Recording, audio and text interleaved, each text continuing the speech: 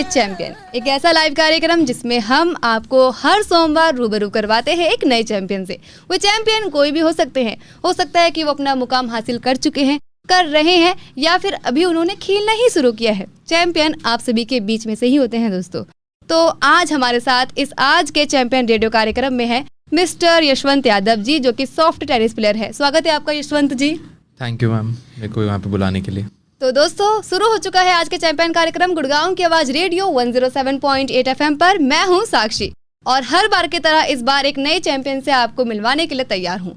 बता दूं कि अगर आप चाहते हैं इस प्रोग्राम में जुड़ना तो कॉल कीजिए हमारे साथ। जुड़ने के लिए नंबर है 8800475080, यानी 8800475080। दूसरा नंबर है 9873551078, यानी 9873551078।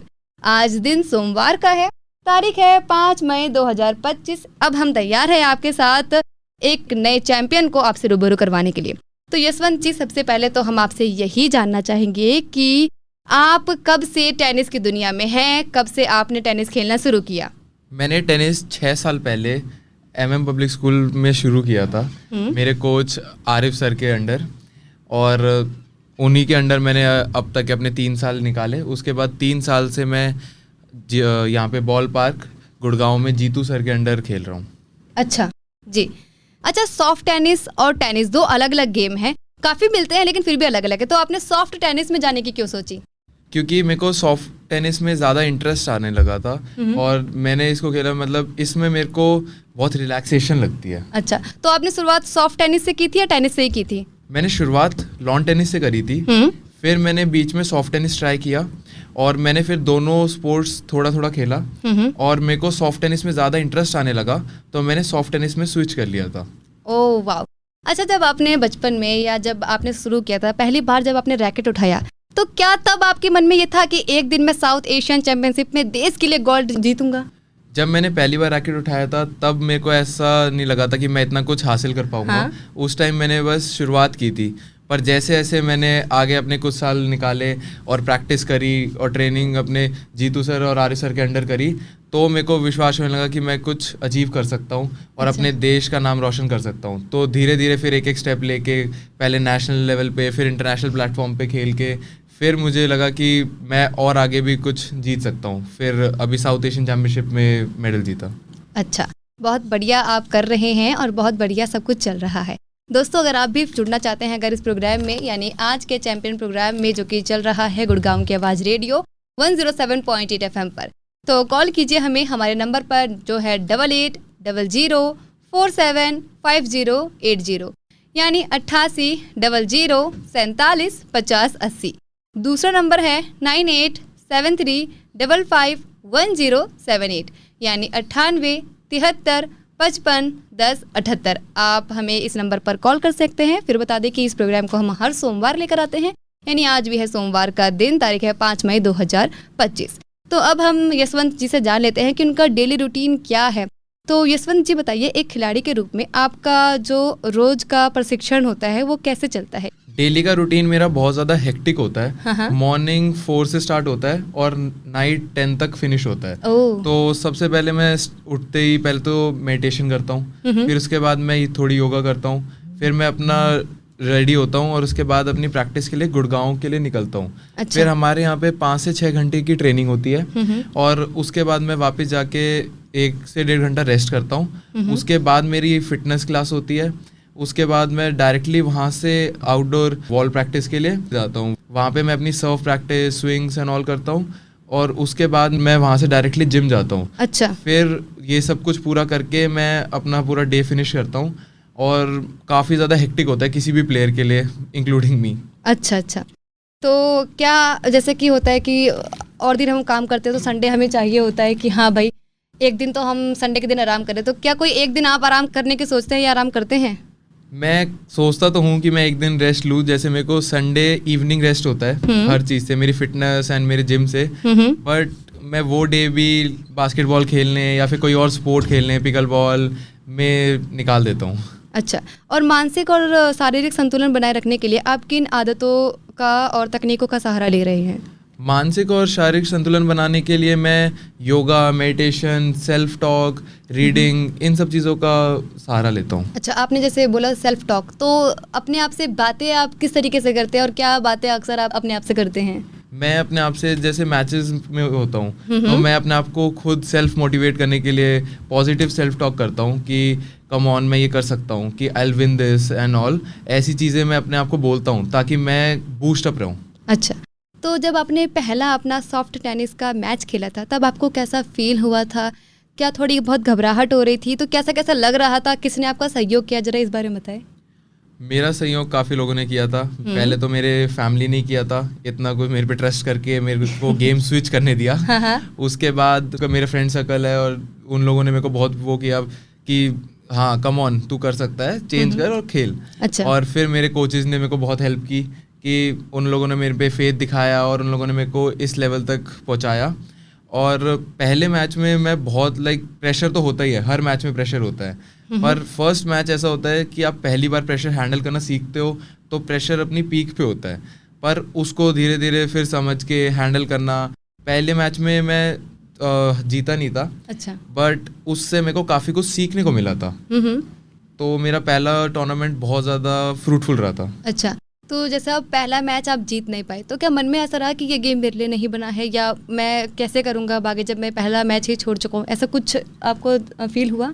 नहीं, ऐसा कुछ मेरे मन में कभी भी नहीं आया कि मेरे लिए गेम नहीं बना है या फिर कुछ। ये मेरे को लगता है कि ऐसा कभी नहीं होता कि ये गेम आपके लिए नहीं है या वो आपके लिए नहीं है। वो सब कुछ सिर्फ आपकी मेहनत पे और आपके डेडिकेशन पे होता है कि आप कितना टाइम उस चीज़ को देते हो। अगर मैंने शुरुआत करी थी तब मेरे को भी मैं इतना अच्छा नहीं था, मेरे को इतने साल लगे, मेरे को 6 साल लग गए तब जाके मैं एक स्टैंड पे आया हूँ। शुरू के 2-3 साल मैंने कुछ भी नहीं जीता था, पर मैं फिर भी हर किसी को ये कहूँगा कि हमें उसमें फिर भी बने रहना चाहिए, हमें अपना जुनून जगाए रखना चाहिए। जी, जैसा अभी आपने मेंशन किया कि शुरू के 2-3 साल आप जीत नहीं पाए थे, क्या तब किसी ने आपको बोला कि अब ये तुम क्या कर रहे हो, बेफालतू में खेल रहे हो, पढ़ाई में ध्यान दे दो क्योंकि कुछ हो नहीं रहा है गेम में? क्या कभी आपको ऐसा फेस करना पड़ा? नहीं, मेरा सर्कल हमेशा मेरी फैमिली तो बहुत ही ज़्यादा सपोर्टिव है। उन लोगों ने तो कभी भी कुछ नहीं कहा। उन लोगों ने हमेशा मेरे को बल्कि और ज़्यादा मोटिवेट ही किया। अच्छा। कि कोई बात नहीं, इस बार नहीं हुआ, नेक्स्ट टाइम और मेहनत करो और ज़्यादा अपनी ट्रेनिंग बढ़ाओ और नेक्स्ट टाइम के लिए तैयार हो। मेरे फ्रेंड्स वगैरह ने भी मेरे को बहुत ज़्यादा बूस्ट किया कि कोई बात नहीं, इस बार नहीं हुआ, नेक्स्ट टाइम होएगा। और मेरे कोचेज़ आरिफ सर और जीतू सर दोनों ही मेरे को हर टाइम वो करते रहे, बूस्ट करते रहे कि अरे कोई बात नहीं, होएगा। हर चीज़ टाइम लगाती है, एक दिन में कुछ भी नहीं होता, रातों रात तो किसी को भी वैसे भी कुछ नहीं मिलता है, हर चीज़ को टाइम लगता है। तो उन्होंने कहा कि सही टाइम का वेट करो, ज़रूर मिलेगा, और वही चीज़ हुई। हाँ, वो हुई। जैसा कि दोस्तों बता दूं आपको कि हाल ही में साउथ एशियन चैंपियनशिप 2025 में टीम इवेंट में गोल्ड और मिक्स डबल्स में ब्रॉन्ज मेडल हासिल किया है यशवंत जी ने, जो कि बहुत बड़ी बात है अपने आप में ही। तो बहुत बहुत शुभकामनाएं आपको यशवंत जी। तो प्लीज़ ये बताएं कि ये आपके लिए फीलिंग कैसी रही, कैसा अनुभव रहा? क्या आपने सोचा था जब आपने इस मैच में पार्टिसिपेट किया था कि मैं जीतूंगा और इतना अच्छा गोल्ड और ब्रॉन्ज मेडल ले पाऊंगा? मैंने जब स्टार्ट किया था ये फीलिंग पहले तो बहुत ज़्यादा ऑसम थी कि जब जीतते हैं तो हमें बहुत ज़्यादा अच्छा ही लगता है। हाँ। पर स्टार्ट जब हुआ था तो मेरे को था कि मेरे को जीतना है और सब कुछ। मैंने सेल्फ टॉक करता हूँ जैसे, तो मैंने ये चीज़ रखी थी कि मेरे को जीतना है, मेरे को गोल्ड जीतना है। पर ऐसे नहीं था कि मैं जीतूंगा ही जीतूंगा। अच्छा। क्योंकि एवरीवन हैज़ देयर डे, तो ऐसा नहीं है कि आज क्या पता उनका डे हो, कल मेरा दिन हो। पर जैसे जैसे मैचेस आगे बढ़े, बीच में एक मैच ऐसा भी आया था जो मैं बस हारने की उस पे था, लास्ट पॉइंट पे था, बट वहाँ से वो मैच पूरा चेंज हुआ और वो मैच पूरे टूर्नामेंट का टर्निंग पॉइंट था। अच्छा। अगर वो मैच मेरा टर्न नहीं होता वहाँ से तो मेरा गोल्ड नहीं आ पाता। ओह, और क्या टर्न हुआ था, कुछ आप बताएंगे इस बारे में? मैं I was 4-1 down and 3-0 down. अच्छा. So I was just 1 point away from my loss. But वहाँ से मैंने फिर भी हिम्मत रखी और लास्ट पॉइंट तक अपनी पूरी जुनून से खेलता रहा। और वहाँ से धीरे धीरे एक एक पॉइंट करके मैं वहाँ से 5-4 जीता। तो वो चीज़ एक है कि मेरे को लगता है कि लास्ट तक छोड़ना नहीं चाहिए, तो वो चीज़ मेरे को बहुत हेल्प हुई। अच्छा, बहुत बढ़िया से आपने बताया। और एक बार फिर दोस्तों को बता दूं कि आज के चैंपियन प्रोग्राम चल रहा है लाइव गुड़गांव की आवाज़ रेडियो 107.8 FM पर। तो अगर आप भी कुछ चर्चा करना चाहते हैं यशवंत यादव जी से या फिर कुछ पूछना चाहते हैं सॉफ्ट टेनिस के बारे में तो ज़रूर जुड़िए हमारे साथ। मैं आपको फिर बता दूं सोमवार का दिन है और 5 मई 2025 है तारीख। नंबर होगा 8800475080 यानी 8800475080। दूसरा नंबर है 9873551078 यानी 9873551078। जरूर जुड़िए हमारे साथ इस प्रोग्राम में और कुछ आपको सवाल पूछने हैं, कुछ जानना है तो जरूर जुड़िएगा।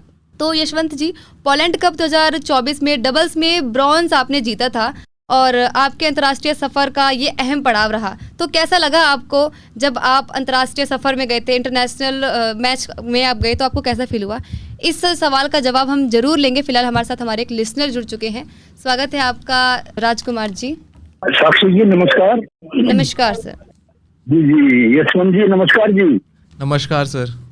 वैसे टेनिस के बारे में सुना जी, जैसे हमारे एच सैम्प्रास थे, आंद्रे अगासी थे जी, तो ये क्या गेम है जी, इसके बारे में थोड़ा सा बताओ, ये कैसे खेला जाता है जी? हाँ जी, हाँ जी। सॉफ्ट टेनिस और टेनिस में बहुत ज़्यादा अंतर नहीं है। सॉफ्ट टेनिस और टेनिस सेम ही कोर्ट पे खेला जाता है, सिंथेटिक कोर्ट पे। बस सॉफ्ट टेनिस का रैकेट डिफरेंट होता है, उसकी बॉल डिफरेंट होती है और इसमें इसके मैचेस छोटे होते हैं। जैसे लॉन टेनिस में सेट्स होते हैं 6 games to win, 12 games to win. हमारे वाले में सिर्फ 4 गेम्स टू विन या फिर 5 गेम्स टू विन मैक्सिमम होता है।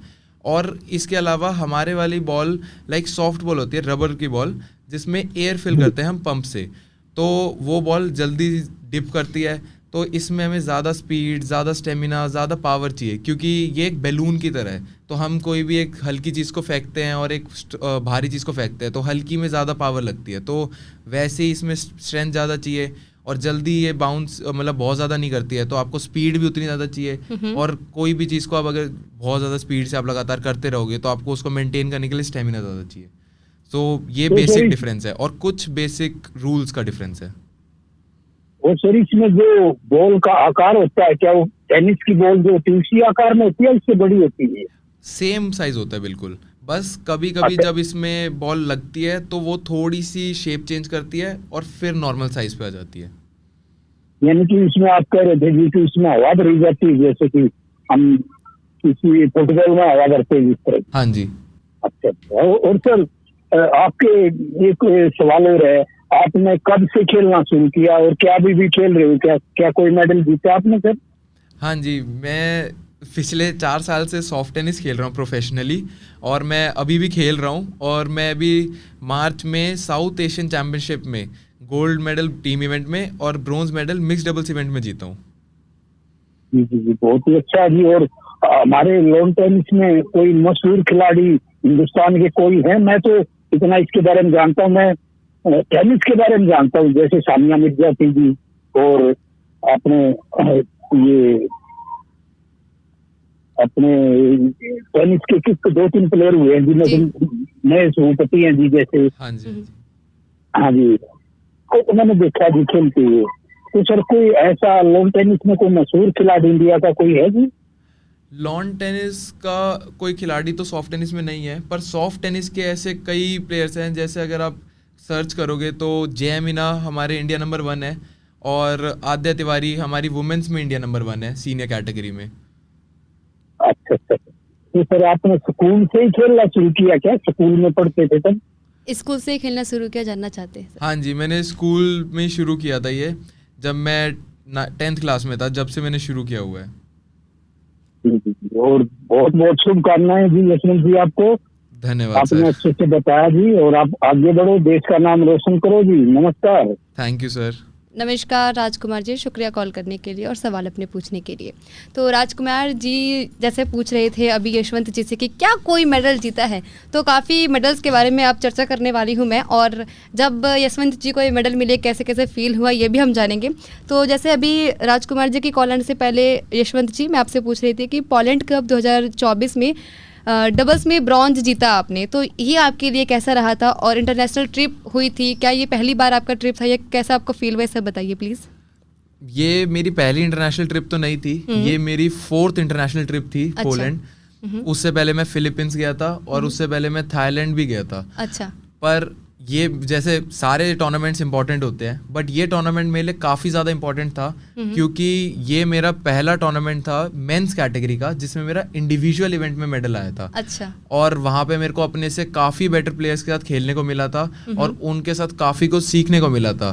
खासकर कोरियन प्लेयर्स और जापानीज प्लेयर्स की ट्रेनिंग रूटीन और शेड्यूल को देख के मेरे को काफ़ी कुछ सीखने को मिला और समझ आया कि मेरे को अभी अपने आप में कितना सुधार करने की ज़रूरत है और कितना अभी मेरे को ट्रेनिंग की ज़रूरत है कि मैं उनके लेवल पे आ सकूं। अच्छा। आगे के मेंस टूर्नामेंट के लिए मैं तैयार हो सकूं। अच्छा, तो दोस्तों मैं अभी आपको ये भी बता दूं कि जैसे कि थाईलैंड इंटरनेशनल के बारे में भी बताया यशवंत जी ने, तो वहाँ उन्होंने गोल्ड, सिल्वर और ब्रॉन्ज तीनों ही मेडल जीते थे अलग अलग श्रेणियों में। तो यशवंत जी, ये आपके लिए कैसा था कि एक मैच में आपने 3 मेडल जीती है अलग अलग श्रेणियों में, तो ये आपके लिए कैसा अनुभव रहा था?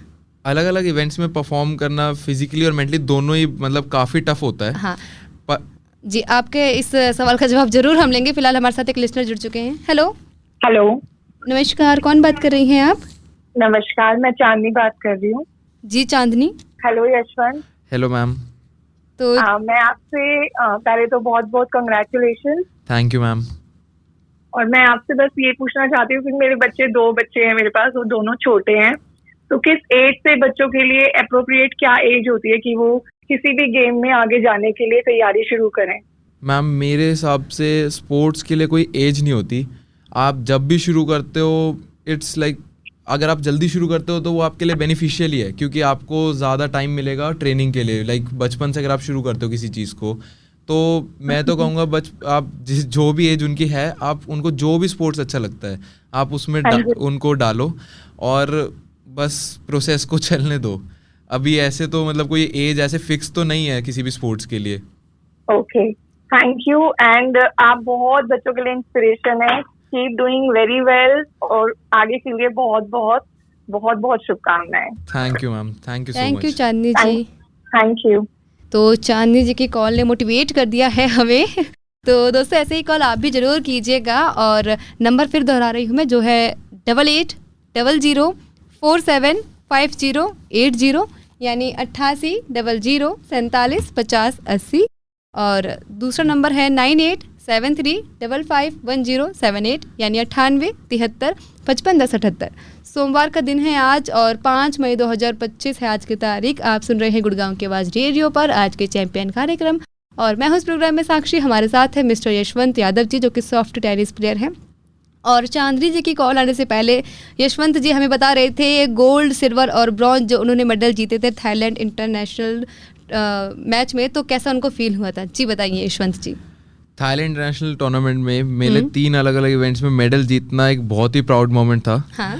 पर अलग अलग इवेंट्स में परफॉर्म करना फिजिकली और मेंटली दोनों ही लेवल पे काफ़ी टफ होता है। पर हर मैच के बाद क्योंकि रिकवरी टाइम सेम नहीं मिलता है और उसके साथ साथ परफॉर्मेंस प्रेशर भी बहुत ज़्यादा होता है। पर उस प्रेशर को हैंडल करते हुए अपना फोकस बना के अपनी मेंटली और फिजिकली अपनी बॉडी को स्ट्रॉन्ग रख के अब हर एथलीट को आगे बढ़ना होता है। तो उस चीज़ों में मेरे जो मेडिटेशन और जो मेरी मेंटल जो मैंने अभी तक अपना वो रखा है ट्रेनिंग वगैरह रखी है उसने काफ़ी हेल्प किया था। तो इन तीनों मैच के बीच में लगभग कितना टाइम का डिफरेंस था? 2 इवेंट्स तो एक ही दिन हुए थे। लाइक एक इवेंट अभी सुबह खत्म हुआ है एंड दोपहर से वो सेकंड इवेंट स्टार्ट हो गया है। थर्ड इवेंट मेरा नेक्स्ट डे पे हुआ था। अच्छा, तो मतलब सच में ज़्यादा टाइम नहीं मिला आपको कि आप दोबारा से रिकवर हो पाए। एक ही मैच की थकावट अभी दूर नहीं हुई कि दूसरा मैच हो गया। हाँ जी। ये तो थोड़ा सच में परेशान कर देने वाला था, लेकिन फिर भी आपने अपने हिसाब से बहुत ही अच्छा खेला और कितने बढ़िया तरीके से आप मेडल लेकर आए। तो जूनियर वर्ल्ड और जूनियर एशियन चैंपियनशिप जैसे बड़े मैचों पर भागीदारी करना युवा खिलाड़ी के तौर पर आपको किन मायने में तैयार करता है और कैसा लगता है आपको? Junior world and Asian championship जैसे बड़े टूर्नामेंट्स मुझे सिर्फ कंपटीशन के लिए तैयार नहीं करते बल्कि मेंटली स्ट्रांग बनाते हैं, प्रेशर हैंडल करना सिखाते हैं और सबसे बड़ी चीज़ ऐसे टूर्नामेंट्स हमें एक इंटरनेशनल प्लेटफॉर्म का एक्सपोजर देते हैं कि बाहर के प्लेयर्स, क्योंकि यहाँ पे बेस्ट प्लेयर्स आते हैं, तो बाहर के प्लेयर्स किस लेवल की ट्रेनिंग कर रहे हैं और किस लेवल के प्लेयर्स आते हैं उस प्लेटफॉर्म पे। तो इस चैम्पियनशिप ने मतलब मेरे को बहुत कुछ सिखाया था कि सिर्फ स्किल्स काफ़ी नहीं होती, कंसिस्टेंसी, डिसिप्लिन, माइंडसेट सब कुछ इंपॉर्टेंट होता है। और इसने मुझे आगे के लिए सीनियर जो टूर्नामेंट्स आएंगे उसके लिए लाइक एक बेस बनाते हैं ये टूर्नामेंट्स जो जूनियर कैटेगरी के होते हैं। अच्छा, बहुत बढ़िया आपने बताया। और अब जरा हमें ये बताइए, क्या कुछ ऐसी डाइट प्लान है जिसे आप फॉलो करते हैं, जो आप अक्सर करते हैं कि ये मैं नहीं खाऊंगा और ये मैं खाऊंगा? कुछ है ऐसे डाइट प्लान आपके? मैं मोस्टली जंक फूड को अवॉइड करता हूँ। हाँ। और उसके अलावा स्वीट वगैरह थोड़ा सा अवॉइड करते हैं हम लोग। ज़्यादातर हम लोग कोशिश करते हैं कि हम लोग प्रॉपर न्यूट्रिएंट्स ले, प्रोटीन इनटेक प्रॉपर हो, विटामिन्स, मिनरल्स, सब कुछ, मतलब हर चीज़ ज़रूरी है, फैट्स भी, कार्ब्स भी। बट वो हमारी डाइट वेरी करती है कि हम लोग ऑफ सीज़न पे है, मिड सीज़न पे है, कि हम लोग ऑन सीज़न पे है। तो अगर हमारा अभी ऑफ सीजन चल रहा है तो हम थोड़ा सा कार्ब्स बढ़ा लेते हैं, क्योंकि उस टाइम पे हमारा वर्कआउट वगैरह ज़्यादा हाई रहता है। अच्छा। फिर मिड सीजन वगैरह पे आके हम मिनरल्स, कैल्शियम वगैरह ये सब चीज़ें ज़्यादा इंटेक करते हैं, क्योंकि उस टाइम हमारी बॉडी फटीग पे रहती है। और जब हमारा लास्ट मंथ आ रहा होता है तो उस टाइम हम प्रोटीन इंटेक थोड़ा हाई रखते हैं, बट उसके लास्ट वीक में हम वापस थोड़ा कार्ब्स वगैरह पे आते हैं, ताकि हमारी बॉडी रिकवर जल्दी करे और हमारी बॉडी में स्ट्रेंथ रहे, क्योंकि कार्ब्स एंड फैट्स आपको जल्दी एनर्जी देते हैं। अच्छा अच्छा। और एक बार फिर से हमारे साथ जुड़ चुके हैं हमारे लिस्नर राजकुमार जी। जी सर, एक बार फिर स्वागत है आपका। जी नमस्कार साक्षी जी और यशवंत यादव जी, एक बार फिर से नमस्कार जी। नमस्कार सर। एक छोटा सा सवाल है जी। हाँ जी। जैसे हमारे देश के प्रधानमंत्री श्री नरेंद्र मोदी जी जब कोई खिलाड़ी मेडल जीतते हैं तो हम न्यूज में भी सुनते हैं जी कि उन्होंने ट्वीट करके बधाई दी खिलाड़ियों को। तो कभी ऐसा आपके पास भी कोई ट्वीट आया, आपको बधाई दी प्रधानमंत्री जी ने, या मौका मिला आपको मिलने का उनसे कभी जी? नहीं सर, अभी तक हमारे प्रधानमंत्री जी से तो नहीं मिलने का मौका मिला, और ऐसा कोई ट्वीट हमारे बारे में तो अभी तक नहीं आया है। पर होपफुली आगे और बड़े इवेंट्स जीतने के बाद, एशियन गेम्स या वर्ल्ड चैंपियनशिप में मेडल मारने के बाद ज़रूर आएगा। जी जी बिल्कुल बिल्कुल सर, इसलिए सवाल किया क्योंकि हम देखते हैं टीवी रेडियो पर, सुनते हैं प्रधानमंत्री शुभकामनाएं दी खिलाड़ियों को। तो आपको भी ऐसा मौका आएगा जी, आप मेहनत करते रहो और बढ़ते रहो जी। नमस्कार जी यशवंत यादव जी और साक्षी जी, नमस्कार। नमस्कार राजकुमार जी, शुक्रिया सवाल करने के लिए। तो यशवंत जी, आपके इस करियर में जो आप खेल रहे हैं, इसमें आपके परिवार, कोच तो आपने बताया कि हाँ काफ़ी अच्छी भूमिका रही, लेकिन उसके बावजूद आपको कितना सपोर्ट मिलता है इन सभी से, और आपके मित्रों से, रिश्तेदारों से क्या क्या सपोर्ट मिलता है? कुछ बताइए इस बारे में। मैम, मेरा इस चीज़ पे तो ये मानना है कि जब कोई भी सक्सेसफुल होता है या कुछ जीतता है ना, तो वो अकेला सक्सेसफुल कभी नहीं होता। उसके पीछे बहुत सारे लोग होते हैं, उनकी फैमिली होती है, उनका फ्रेंड्स होते हैं, उनका जो भी कलीग्स का सर्कल होता है, उनके कोचेस, उनके फिजियोज, बहुत सारे लोग लगते हैं, तब जाके एक आदमी कहीं पे स्टैंड करता है। तो मेरे पीछे भी बहुत सारे लोग हैं जिन्होंने मेरी हेल्प करी, जिसमें सबसे पहले तो मैं कहूँगा किसी के लिए भी, किसी भी फील्ड में सबसे पहले उनकी फैमिली होती है, क्योंकि अगर आपकी फैमिली आपको सपोर्ट नहीं करती तो आपके लिए बहुत टफ हो जाता है। एंड थैंकफुली मेरी फैमिली बहुत सपोर्टिव है, तो उन्होंने मेरा हर टाइम मेरे को मोटिवेट रखा, मेरे को सपोर्ट किया हर तरीके से। मेरे पे कभी कोई प्रेशर नहीं हुआ कि मैं हारा या मैं जीता। वो हमेशा मेरे को बूस्ट करते रहे कि कम ऑन, आगे और बेटर करेंगे। हम इस बार जीते तो नेक्स्ट टाइम के लिए उन्होंने कहा कि अब अगली बार हमारा नेक्स्ट एम है कि हम वर्ल्ड चैम्पियनशिप में जीतेंगे। तो सबसे ज़्यादा तो फैमिली होती है।